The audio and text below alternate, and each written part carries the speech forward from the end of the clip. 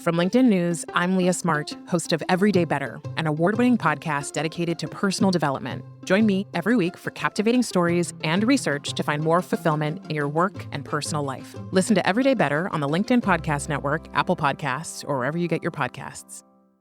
From LinkedIn News, I'm Jessie Hempel, host of the Hello Monday podcast. Start your week with the Hello Monday podcast. We'll navigate career pivots. We'll learn where happiness fits in. Listen to Hello Monday with me, Jessie Hempel, on the LinkedIn Podcast Network or wherever you get your podcasts. Hello, my friends, and welcome to another exciting episode of Negotiate Anything. This show is produced by the American Negotiation Institute, and with over 5 million downloads and listeners in over 180 countries, listeners just like you have made this the #1 negotiation podcast in the world. Hi, my name is Kwame Christian, and I am the founder and CEO of the American Negotiation Institute. Here at ANI, we believe that the best things in life are on the other side of difficult conversations, and we are passionate about providing you with the best content that will help you to make your difficult conversations easier, both at work and at home. Lastly, I want to remind you that we offer consulting and conduct trainings, both virtually and in person, all around the world. Our focus is in 3 main areas. First, negotiation and conflict resolution. Second, leadership. And lastly, diversity, equity, and inclusion. Check the link in the description below to learn more about how we could work with you and your team. And now, without further ado, let's jump into the interview.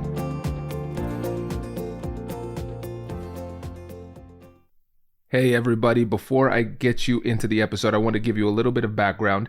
Anuj is a good friend of mine. He's one of the trainers here at ANI, and he has his own consulting firm in India. And it's been a while since we chatted, and so we were super excited, and our conversation was exceptional, as it always is.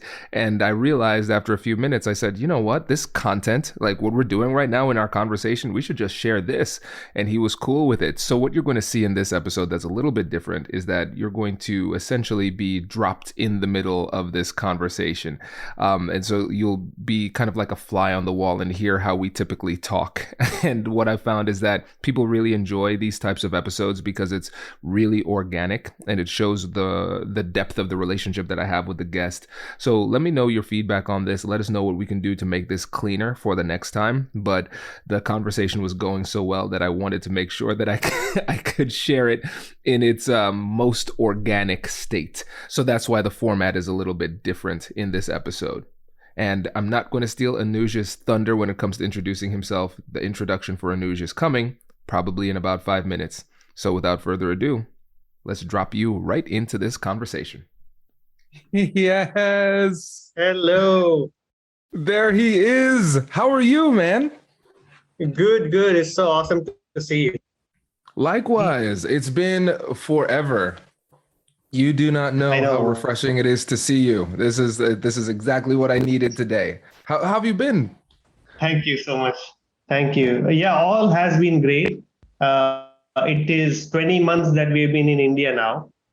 And I absolutely don't feel any regrets. I mean, of course, I love America, but don't feel any regrets of leaving America. Things have been great here. Of course, I would have loved to stay over there a little bit more. But one of the main goals of coming closer to the family, that worked very well. We've been with both sides of parents, my wife's and mine. We've been lucky enough to spend a lot of time with them. And then I started off my venture, which has been on my mind for a long time now, right? And finally, I got a chance to be that entrepreneur, that my own boss, which is refreshing, rewarding, and I can't even explain or express how I've been missing this for so long. I mean, you know it, right? It's a pleasure of a lifetime. That is great, man. I'm happy for you. Because I remember talking through it with you at the beginning. And of course, right. there's always that trepidation when you're starting something new. It's like, I haven't done this before. And so I'm really happy to see that things are going well. And you're an inspiration too, right? Thank you. I appreciate it. That means a lot. I've been in touch with you for a long time now. I see how you have developed yourself, your team, how you contribute to the others, the fact that you gave me this big an opportunity to join ANI as a trainer. I mean, I can't forget all that. I appreciate that, man. It's an honor and a privilege because you already know this, and your work is exceptional, and I just love to be able to share that with folks all around the world. So I'm excited for you. So everything that you've gotten, you've earned. I totally appreciate, and I'm honored. In fact, I teach something called relationship enrichment now. Basically, how you can develop relationships not only for the shorter term, but for a sustained long-term relationship. That's why it's called relationship enrichment. It's not for relationship development. It's enriching relationship for the longer term. And I take the pleasure and the liberty to explain a few cases from my life where I think I've been lucky enough to have good relationships. And one of the examples I give is you, Kwame. So I explain to people how we started off, just on LinkedIn saying hello to each other. I don't know if you even remember that we missed our first two appointments.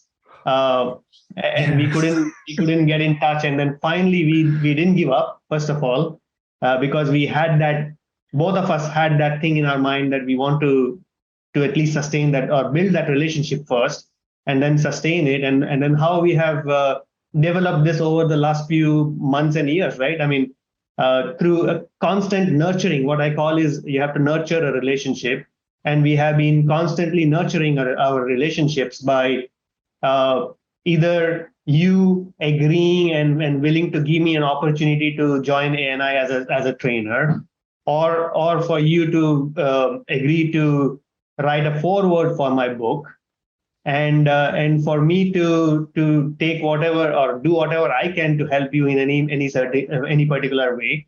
I think those are all ways to nurture relationships. Oh, it's brilliant. I love this. And it's also, it's great to take a walk down memory lane to just revisit that, because as you're saying that, I'm like, yes, these are the things that happen. This is great. I mean, it's just it's an example of you living your ideals, like your values and what you teach. Yes. This is just what you do naturally. That's great. Oh man. And this is, and I'm so happy that I have this real life case that I'm able to share with folks who want to learn what does real relationship enrichment actually mean. I say this is what you have to do. You plant a seed, you can't leave it.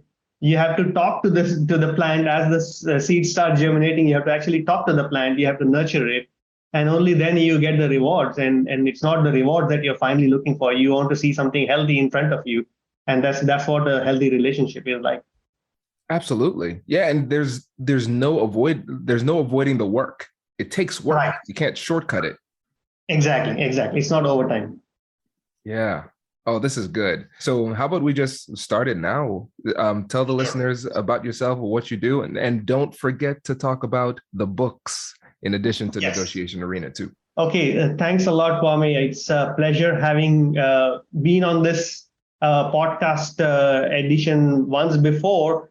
It is an honor to be here again, and I'm so happy and ecstatic, basically, to be here on Diwali, which is our Indian festival. Today is the festival of Diwali, and I'm so glad to be here on this podcast on the day of Diwali. Now, just a little bit about me. I developed this passion for negotiation by chance due to a failed negotiation. I mean, imagine what happens when you go through an experience. I wouldn't say failed. I think I probably would call it more of a learning experience. And it gave me a great opportunity to dive deeper into what negotiation world brings to everybody. For those who haven't learned negotiation in a structured way, I would highly encourage everybody to just jump into it, learn a little bit. First, start getting a little bit deeper into it by learning some high-level strategies. But then what I did in my life is when I had that learning, that experience, And immediately a few months after, I joined my MBA program. And the MBA program actually gave me a great opportunity to dive a lot deeper into negotiation, the world of negotiation. I had the leadership and influencing leadership and influencing module, which was a deep dive into the persuading techniques by Professor Cialdini. And then the full module on negotiation, 4.5 days of negotiation, and with all the case studies and role play simulation, it actually gave me a big idea in my mind that this is something that I need to dive deeper after my MBA. And that exactly is what I did. I came back immediately after my MBA, started researching, and I did a lot of things. I read books, almost all of them that were prescribed. I read all the articles provided to us. Of course, there was a huge list of podcasts which I listened to, not all of them, but many of them.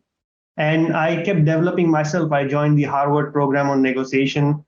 And the biggest learning came from observing people. So when you are in a meeting and there are people negotiating, that's the best way to learn negotiation.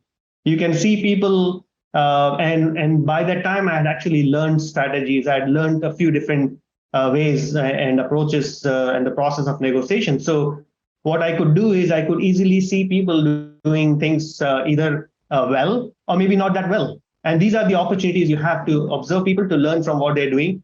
And that actually gave me a great feeling, because I thought that for 20 years of my life, I didn't learn negotiation. I think I left a lot of value on the table.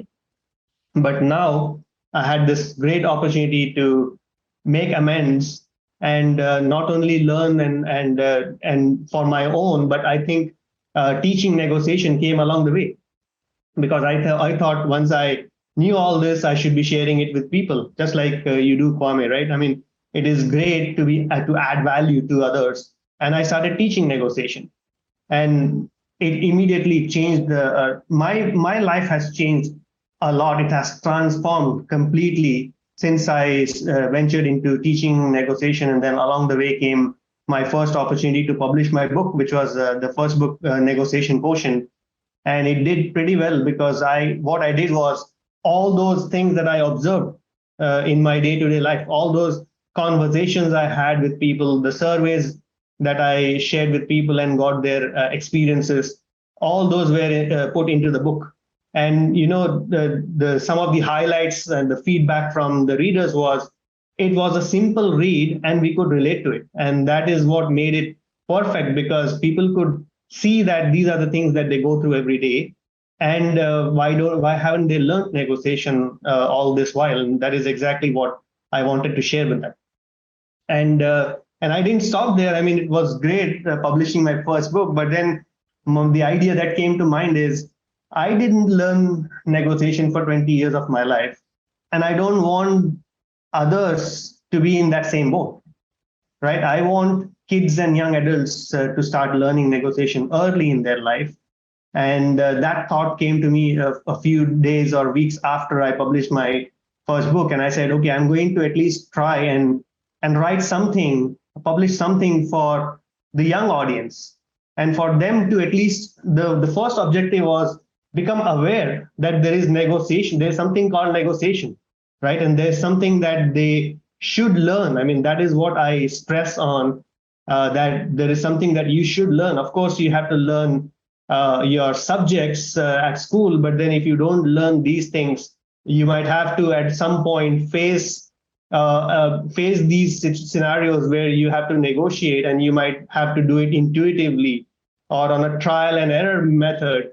And I don't think that will bring you great success. So I thought I will create that awareness first of all, and then maybe even share some strategies and techniques via my second book, which was We Can Negotiate Too, for kids and young adults. And I have to say that has done much better than my first one.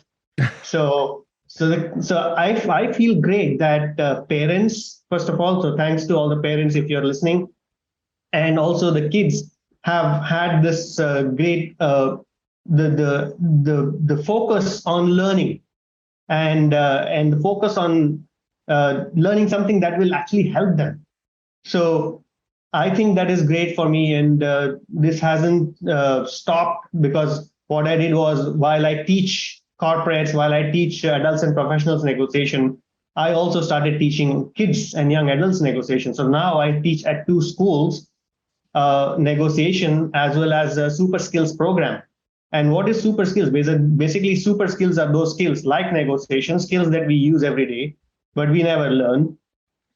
And these skills are what I think we should, in every scenario, we should teach kids and young adults, because these skills are what will make them succeed. Of course, with their technical abilities and their technical knowledge in STEM or whatever area they are in, these skills are what will take them forward and push them to the higher and higher levels and towards success.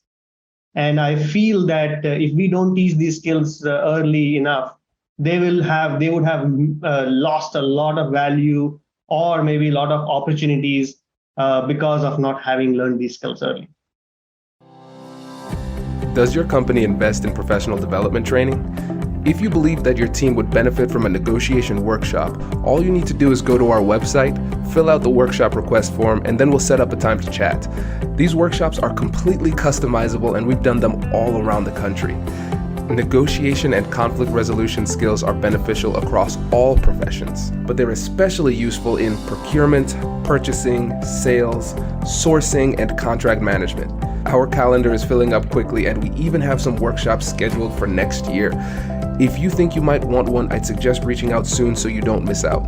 Check out the link in the description to learn more, and we will be right back after this.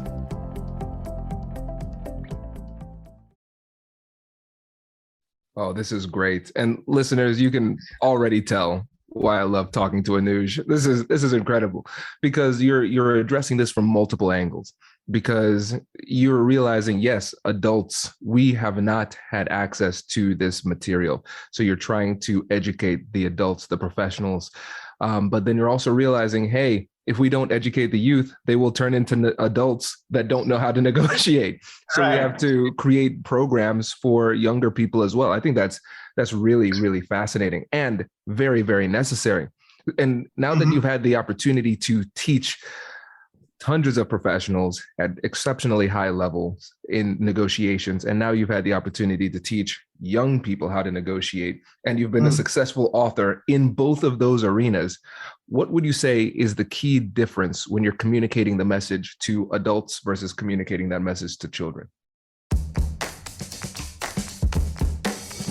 Hey you, I'm Andrew Seaman. Do you want a new job? Or do you want to move forward in your career?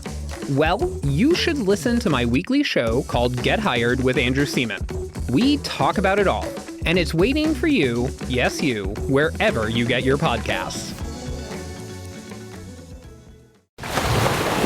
Brace the rudders! Raise the sails! Raise the sails! Captain, an unidentified ship is approaching. Over.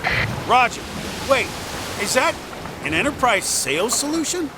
Reach sales professionals, not professional sailors. With LinkedIn ads, you can target the right people by industry, job title, and more. We'll even give you a $100 credit on your next campaign. Get started today at linkedin.com/marketer. Terms and conditions apply. I think there is, while we will come to the differences in a bit, but I think the first thing that attracts both these categories of learners, either adults or children or young audiences, the first thing that attracts both of these categories of audience is the fact that this is important, right? It is something that they absolutely need to learn. And when I present the difference, like you said, the question that was about the differences, I present these cases as something that they face on a day-to-day basis. So for example, when I present it to adults and when I teach corporates, I know that they are in a particular field and they're negotiating on a day-to-day basis, either with their bosses or their stakeholders, clients, or whoever they are, right? So they're negotiating on a day-to-day basis, and they're also negotiating at home. So both on professional and personal fronts, they are negotiating. So it's easy for me to highlight that. The difference when I mention this to kids, of course, is that I have to make it relatable to them. And it is extremely easy to make this relatable to kids because I have one slide, and that is a slide that always wins the ball for me. Is I have this slide that has some candy on it, some food, some gadgets, time, maybe some clothes and accessories, whatever it is, right? I have a few different things. And I ask them, do you negotiate on a day-to-day basis for these things? And they all raise their hand. They're happily claiming and admitting that, yeah, these are the negotiations that they face on a day-to-day basis. So the moment I make it relatable to them, the learner, the young audience immediately gets attracted to this topic. And now they want to succeed. How can they get more candy? How can they get more slices of pizza? These are the things that they want to, of course, with other things that I share with them. I think they want to succeed at the negotiation, not only now, but all over a longer term in their life and careers. And the other thing that I do differently for the young audience versus the older audience, the professional audience, is that I make it a lot more fun for the younger audience. So I include a lot more Kahoots, for example, and they learn a lot via Kahoot. Every time. What's that word? I'm not familiar with that word. So it's Kahoot is a platform where you can create assessments like quizzes, basically, and you share these quizzes, and it's competitive. So basically, what happens is I have my quizzes on Kahoot, and as I keep showing these questions and quizzes, they all have to select the right answer. And it makes it a lot more competitive for them because then they can immediately see how they're progressing vis-a-vis the other classmates or learners. And at the end, they have a podium, and I give them a small reward and things like that. So it makes a lot more fun for them learning via Kahoots, not only via my slides. Of course, my slides and examples and all those are good to a certain extent, but it is the Kahoot that makes them learn a lot more and basically absorb a lot more. That's great. That makes so much sense. Yeah. So it sounds like essentially it starts with number one, making it relatable. So they can see where negotiation comes into their life organically and how it can improve their lives. And number two, when you're teaching kids, it has to be fun as well. So you're more intentional about creating interactive lessons that are enjoyable. So they're okay. So basically what I would think is, while we all like to learn from a teacher or a trainer, and we all like to learn from the slides that we are presented, I think the other way that people have a lot of fun is through interaction. And Kwame, like we do in your trainings, we ask people a lot of questions, right? And that is what gets them engaging and interactive. And also it's fun for them to participate. So negotiation arena is a lot more interactive, and basically the whole time that the participants are in that session of negotiation arena, the whole time they are interacting with each other. And that's because they have scenarios that they have to either share views, all of them have to share views, or they have to discuss with each other. And via that kind of a serious and high interaction that they have to go through, it makes it a lot more fun. And then there's also scoring and winning and rewards and all that stuff built into the negotiation arena.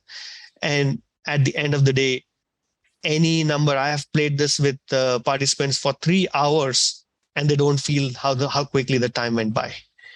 And that's because mainly the fact that they're having so much fun.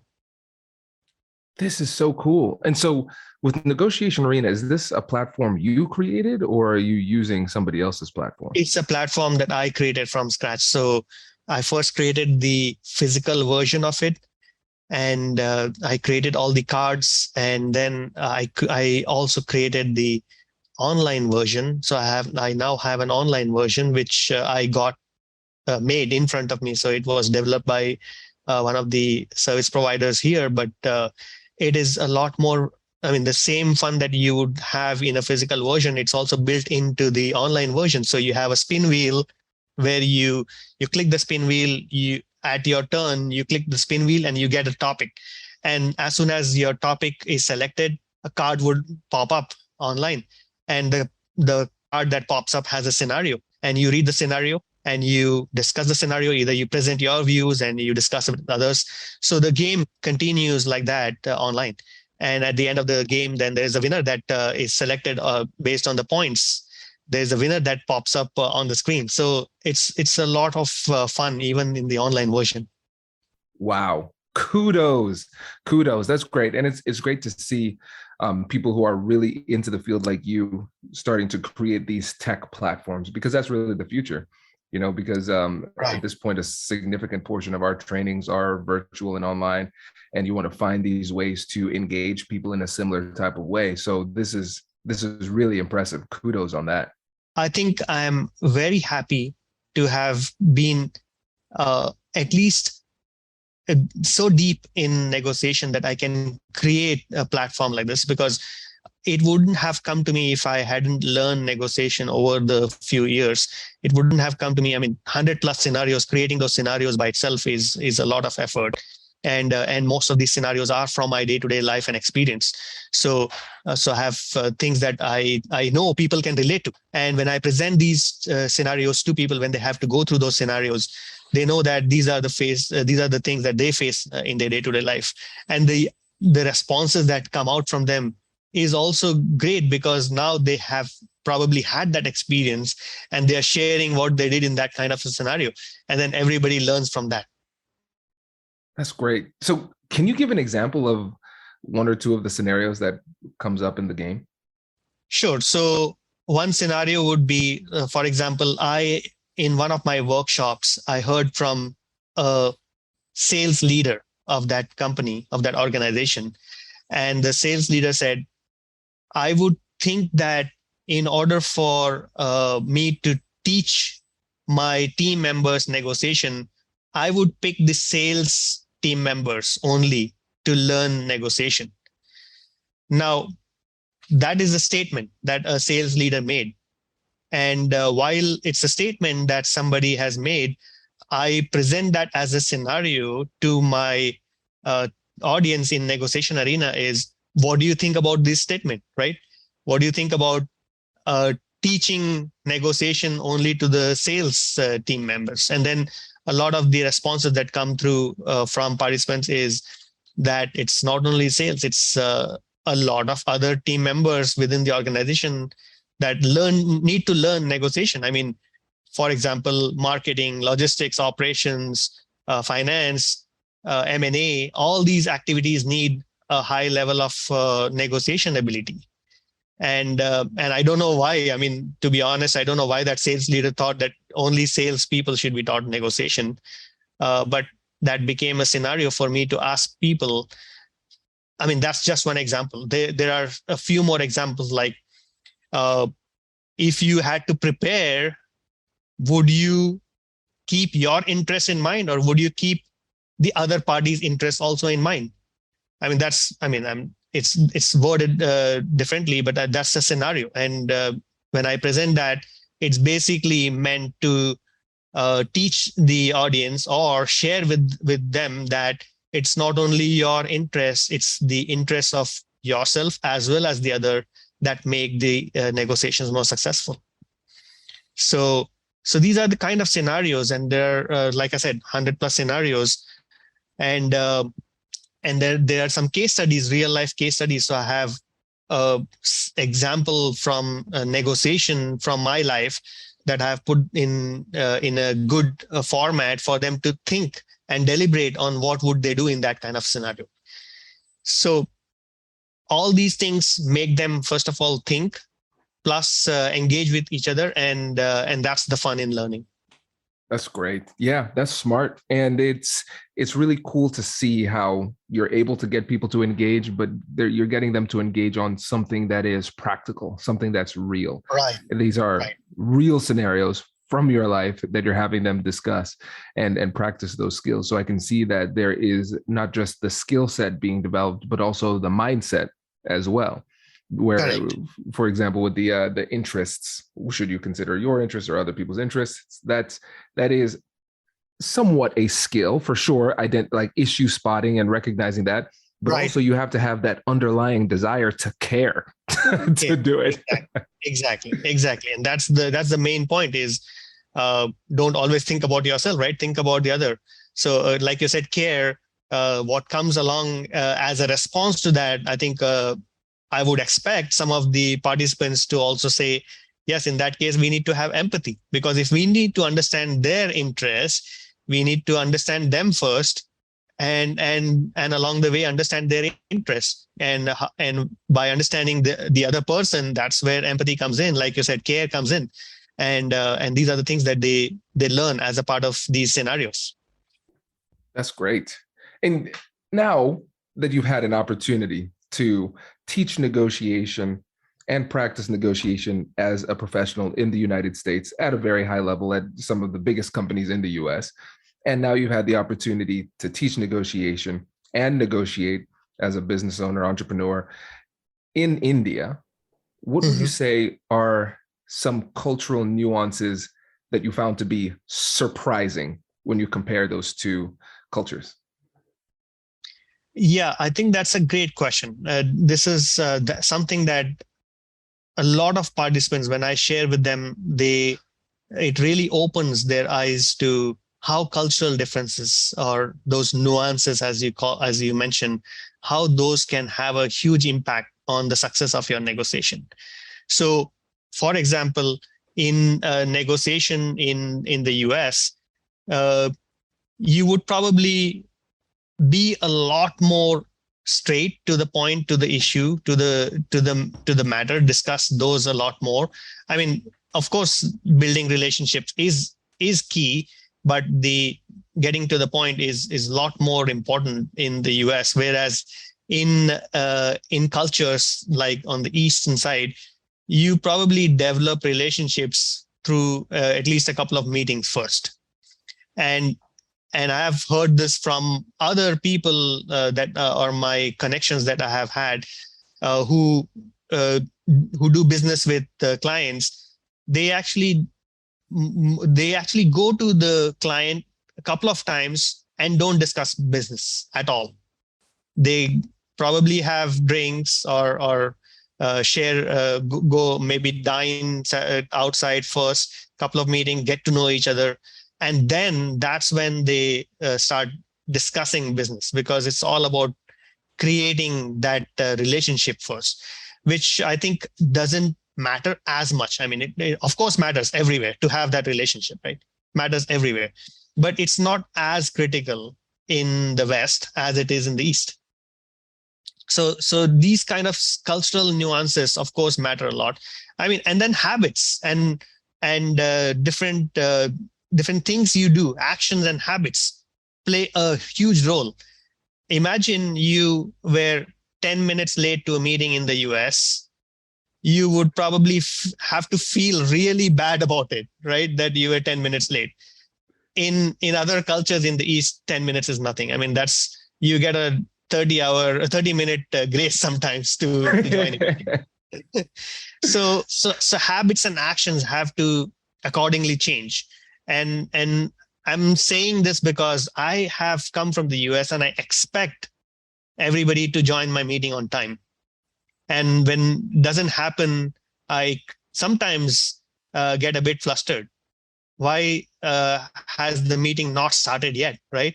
It's 10 minutes over and we're still not on the way in the meeting. But in some of the Eastern regions, it's a culture. It's fine. It's 10 minutes is okay. 10, 15 minutes is sometimes also okay. Even in physical meetings, sometimes you have to wait for 15 minutes. It happens that, and especially with traffic and with everything that is here, it is sometimes is almost okay to be a bit late. So things like that make a lot of knowing these things basically make a lot of sense in how you conduct business here and how you change and modify your expectations of people. This is great, Anuj. So many golden nuggets here. So first we have the length of time that it takes to build rapport. And so in the East, you're taking more time to build that rapport. Then talking about the actions and habits, the different behaviors that are demonstrated, and then not just the behaviors, but also the perceptions of those behaviors. And Right. so if you have that cultural intelligence and you're familiar with how time is a little bit more flexible, then you can say, okay, if somebody's late, it's not personally offensive to me. But if you come in with that, just the Western mindset being extremely efficient, then you take offense. Is this person disrespecting me? Do they not take this seriously? And now we're Right. misreading the entire situation, right? Right. This is really, Right. really great. And it's funny because I think about it with some of the clients that we have. In the US, we can kind of be a little bit too transactional, where we're tying our time to dollars in a way which can be Right. problematic if we don't consider the culture too, because we're Correct. saying, well, this deal is becoming more expensive. If I have to meet with people like three times more, Right. then shouldn't I be paid for that? It's like, hey, Right. we're not going to have like a cultural surcharge here. You just have to understand like how to do business in different cultures. That's true. Oh, this is good. This is really great. And these are just a couple of examples. I mean, there are tons of examples that come to mind, which I have presented in my book, as well as in my articles. I have written some articles where I presented these things. And I think it is way, way more important for you to be culturally aware. First of all, know that culture plays a huge part in your negotiation. I ask this question in many of my workshops also. Are you culturally aware? Do you, first of all, know that there are differences that you have to keep in mind? Now, after you're culturally aware, are you culturally inclined? Meaning, yes, you are aware, but now are you making efforts to get to that stage where you know how the culture plays an impact and how you can adapt to those cultures? So these are the things that I always ask people, especially in the southeast part of Asia. There are so many different cultures. And you can see that in some regions, some countries and regions, like just take India, for example. In India, there could be 3 or 4 different cultures. While the nation might have an overall culture, there are so many society cultures. Like a society in the north will be different from a society in the south of India. Similarly, in countries like Singapore, for example, there could be society cultures. There's a national culture, of course, but there are different societies within Singapore, and each of those societies might have a different culture. So you need to be aware and inclined to the cultural aspects to that level. This is so good for a number of reasons. So the first reason, obviously, listeners, you would be able to follow this. The reason why I said this is so good is because it is objectively valuable information, right? So this is great. And then thinking about it from the perspective of the American Negotiation Institute, we have our trainings on cultural intelligence. And now having this conversation here, I'm realizing that there are so many different levels that we can take this when it comes to the trainings that we do. So having that cultural awareness and being culturally inclined, like that's the next level. Now we're talking a little bit more strategically about what these cultural nuances mean for you actually as a negotiator sitting at the negotiation table. Then we could also have negotiation, like culture specific negotiation trainings, negotiating with the East, so on and so forth, right? So imagine if one of our clients is trying to land a big deal in India. Well, hey, your team needs to be trained by Anuj specifically, right? So this is great. Yeah, a lot of nuances. I mean, I have lived in the US for a long time, almost 15 years. I have lived on the East side for a long time, so in Singapore and in India. I can see so many differences. And then, of course, that communication and body language plays a huge part in cultural inclination. So it's not only about what you do, but it's also about how you do and how you say things. And that also is a major part of how you would deal with people across cultures. This is so good. Oh, man, Anuj, if I did not have another podcast coming up right after this, we would keep on going. But I appreciate you, brother. This is phenomenal information, and I'm pumped to share it. We're going to put links to your company, to your books and everything in the description. So listeners, make sure you check that out. Super excited to share. And now I'm even more excited because I'm realizing Kai's 7th birthday was a couple of weeks ago. I think he's now graduated to the level where I can now appreciate this. He can appreciate these negotiation gems. So I'm going to buy your second book today. I already have the first one. So thank you. My pleasure. And so before you go, remind the listeners again about who you are and how they can get in touch with you. Yes. So I am available on most platforms, but I spend a lot of time on LinkedIn. So if anybody wants to find me easily, that would be on LinkedIn. So you just go and search Anuj Jagannathan and you would find my profile. I'm happy to connect with anybody. I mean, for all the listeners here, I share negotiation nuggets on LinkedIn almost every other day. And we are probably at 77 or 78 now negotiation nuggets.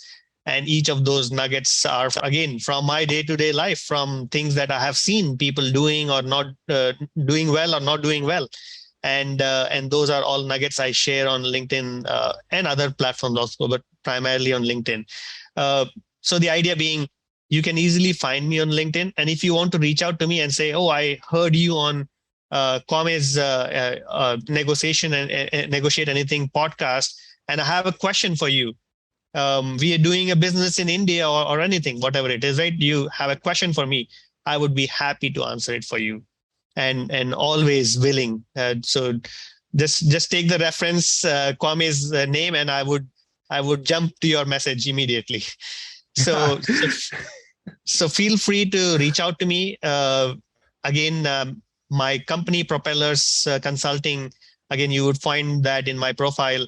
We do a lot of workshops in India, and also, like I said, the negotiation arena is a great way to experience negotiation learning in a fun and engaging way. This is great. Everybody, make sure you take advantage of Anuj's generous offer here. He is genuine, and he will take you up on that. So make sure you connect with him, and links to everything will be in the description of this episode. Anuj, my friend, thank you so much for joining us. Really appreciate it. Thank you. And huge congratulations, Kwame, to you on your second book, which I have ordered. Unfortunately, since it cannot be delivered easily in India, I have ordered it to a cousin's home in the US, and he's coming here next week. So I'm so excited that I'll have my copy by the end of next week, and I will be able to start reading it and learn all the great stuff that you have in that book. Congratulations! You've just joined an elite club. By listening to a full episode, you're now officially on the Negotiate Anything team. So welcome aboard. What most team members do is they subscribe to the podcast because that allows them to automatically get the latest episodes of the show. The best things in life lie on the other side of difficult conversations. Keep learning, keep practicing, and keep getting better. Your relationships will improve, your career will soar, and you'll have the confidence you need to get the most out of these crucial conversations. Again, thank you for joining the team. We're excited to have you, and I will see you in the next episode. I'll catch you later.